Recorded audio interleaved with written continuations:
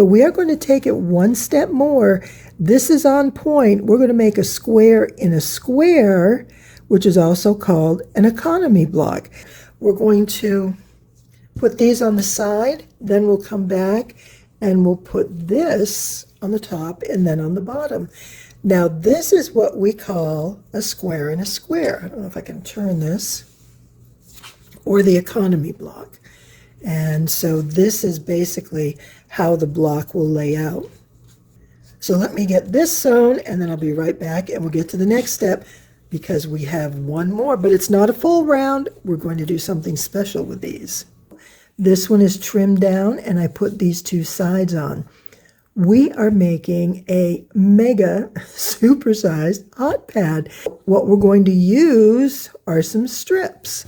So I am going to first take my straight strips and run it across the top and the bottom. Then I'm going to come back and continue around. And it's just going to be so pretty. And then we'll go out to the corners. And that's it. This is such a simple way to do it. Let me just show you the back so you can see. I put these on the side.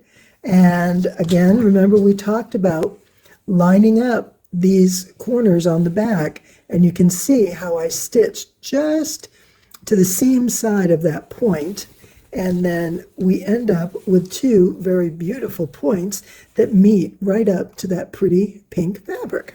So I have a 2.5 inch strip, and I sewed it just like before, where we're watching for the point of our triangle, and you see how nice it looks right there. So we didn't lose it. Now, I go ahead and I leave a little bit of fabric so we can see, because if we cut that off, that's a lot right there in the seam, and it can be kind of lumpy and bumpy. This way, it's going to lay nice and flat, and that's just a personal preference for you. Now, when we trim this, what I'm going to do is I have on my ruler a 45-degree line. And I want that line to go along my seam because I'm cutting a 45-degree angle. So see, when I had this here, I was getting too much over to the side.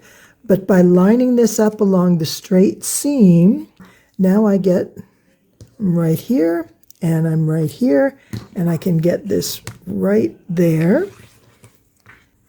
And I'm going to run it along this edge. And I'm going to have this line right along the strip that I sewed. And I'm going to cut this one.